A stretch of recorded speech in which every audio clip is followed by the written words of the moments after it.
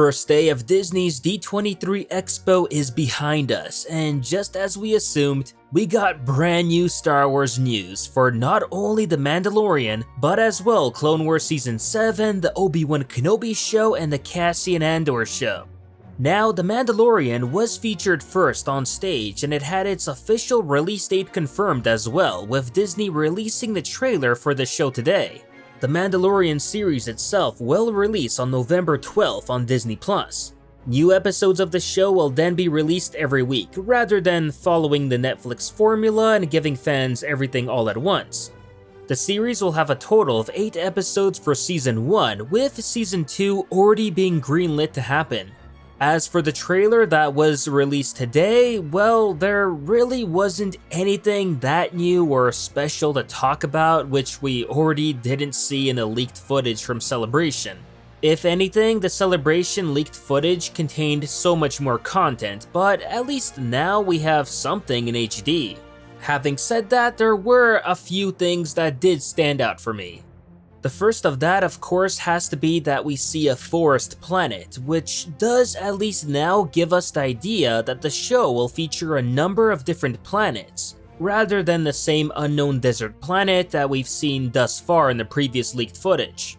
It also looks like The Mandalorian will be working with a droid bounty hunter called IG-11.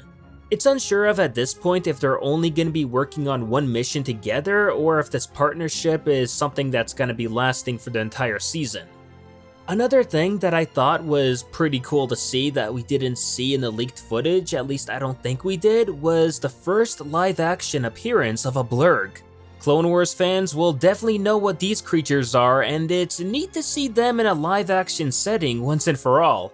If anything, it kind of looks like The Mandalorian will be hunting them. I don't know if it's going to be for a mission or maybe just for sport.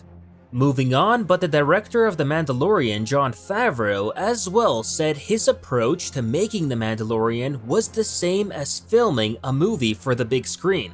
So we should very much expect to see the same type of quality in The Mandalorian as we should in the rest of the Disney Star Wars movies. And so far, from what we've seen, then yeah, I'm agreeing with him. I'm already getting Rogue One vibes from The Mandalorian, and considering how much I adored that gritty and dark setting for Star Wars, I can tell I'm going to enjoy The Mandalorian for sure. Next in D23 news is that Disney have announced the release date for the Clone Wars Season 7, which now will see the series premiering on Disney Plus in February 2020. And this without a doubt will disappoint many fans, as the show was originally expected to be released in the fall of this year. However, it seems that Clone Wars has instead been delayed to next year, and no real reason was given for this.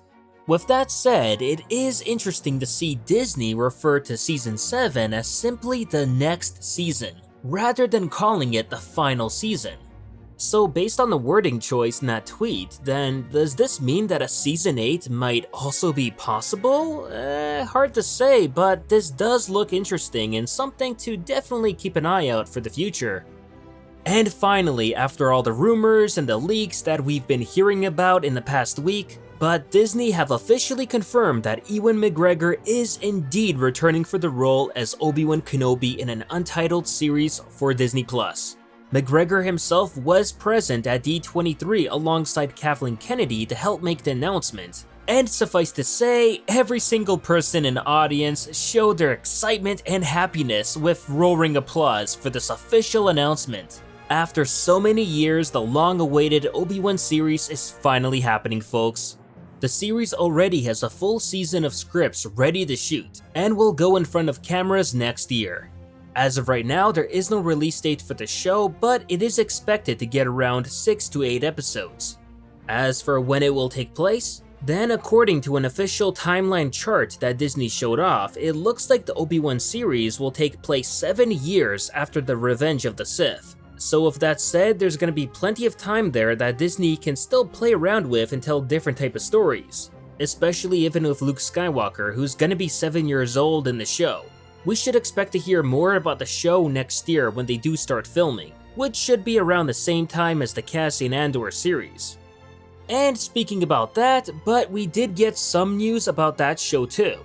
as both Diego Luna and Alan Tudyk were present at D23 and spoke a bit about their excitement for the Cassian Andor show, which is set to film in 2020 in London. Now, one big question mark about that show was whether everyone's favorite droid from Rogue One, K2SO, would be a part of it or not. And fortunately, Tudyk confirmed that yes, K2SO will be in the show. The Cassian Andor series will take place after the final battle of Lothal on Rebels, and like everything else here, will be exclusive to Disney+. And I know a lot of people may not be too excited about this show, but as someone who loved Rogue One, then I without a doubt can't wait to see a show about the adventures of Cassian and K2SO in a dark world where the Empire still reigns supreme. I can already tell it's gonna have an even darker vibe than The Mandalorian, which may or may not work for some people.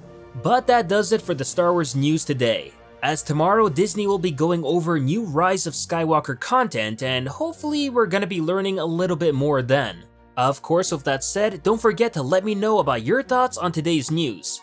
What did you think about the Mandalorian trailer? Are you disappointed to hear that the Clone Wars Season 7 is getting delayed to next year? What stories would you like the Kenobi series to show? And are you now a little bit more excited for the Cassian show now that we know K2SO will be in it? Let me know your thoughts in the comments down below. And remember, for all your Star Wars news, keep it here to Silo.